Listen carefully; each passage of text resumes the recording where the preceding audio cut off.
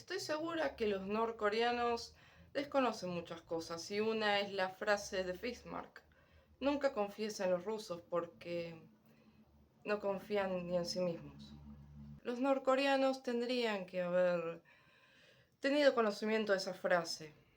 Sí, además de su borrachera crónica, su capacidad y perseverancia para sufrir por el amor al sufrimiento, los rusos no son de fiar, nunca han sido de fiar, y esos soldados norcoreanos no tenían otro destino más que, bueno, ser carne de cañón y volver a una bolsa de residuos, si es que acaso volvían a su país.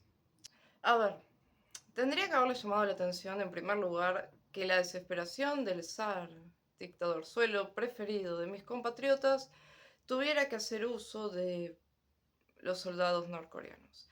Cualquiera que entiende de Fuerzas Armadas sabe que los efectivos norcoreanos, más de desfilar para un evento de propaganda, no saben. La última vez que Norcorea estuvo en una guerra fue en 1950. No están preparados, no tienen el entrenamiento para un combate.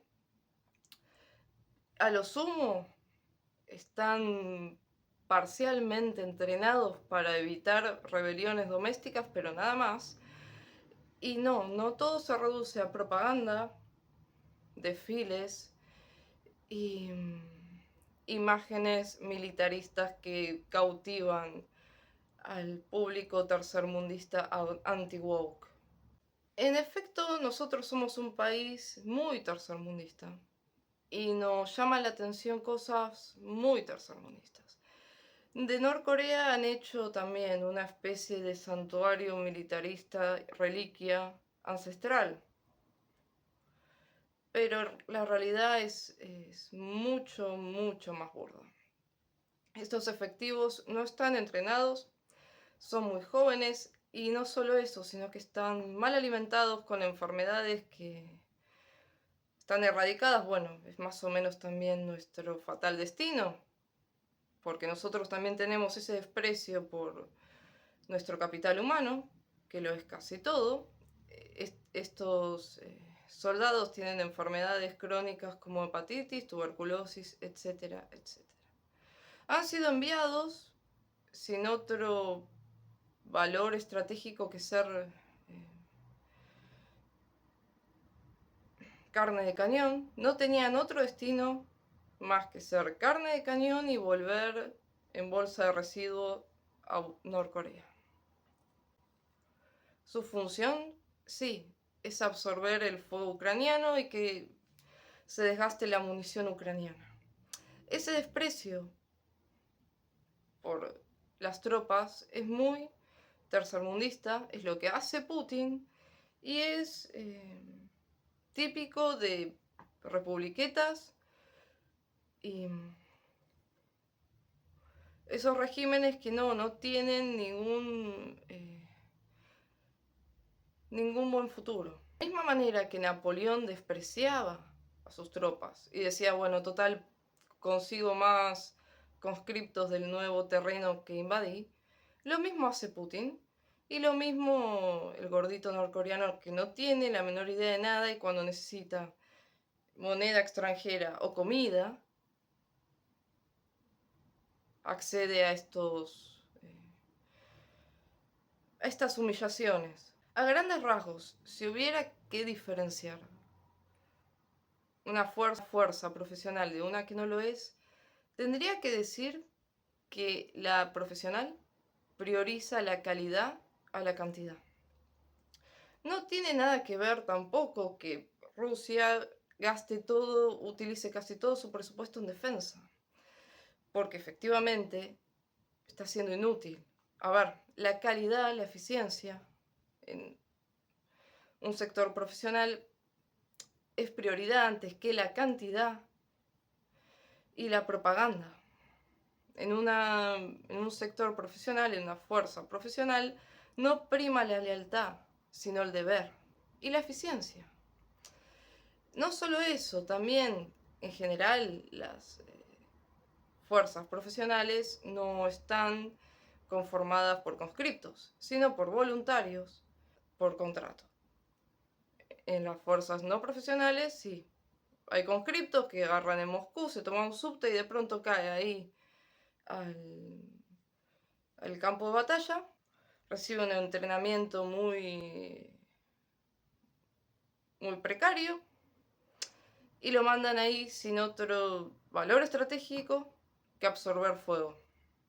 Eso es típico de la barbarie y de lo no profesional. Las fuerzas yanquis tienen un entrenamiento intensivo en el cual, bueno, va desde comportamiento ético, profesionalismo, cómo seguir órdenes, trabajo en equipo, tácticas de infantería, etcétera, etcétera.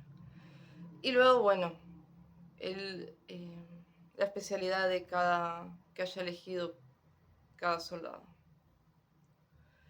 No es y además, acompañado con tecnología, infraestructura, buena alimentación, que no es el caso en general de las fuerzas rusas, donde la infraestructura es precaria, la alimentación es mala.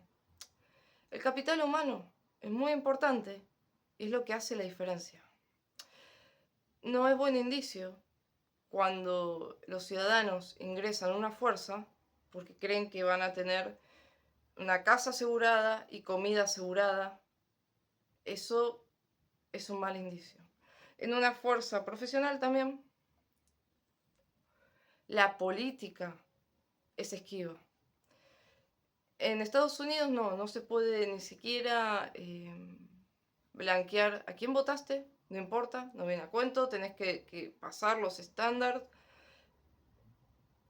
pero no importa, sos republicano, demócrata o helicóptero, no tiene nada que ver.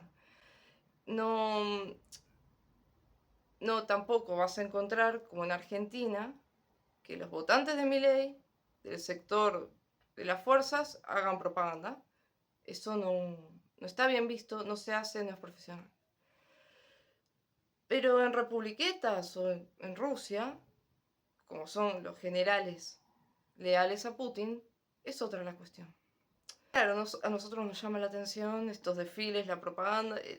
Tenemos todas las aptitudes para continuar en el tercermundismo. Nos gusta eso y vamos hacia ahí, no nos importa cómo viven los argentinos, total, bueno, el dengue lo inventó Bill Gates, o sea, se dan cuenta, no estamos condenados a grandes cosas, ¿no? Bueno, en nuestro interés y atracción por lo precario, claro, no me sorprende para nada que crean que Rusia tiene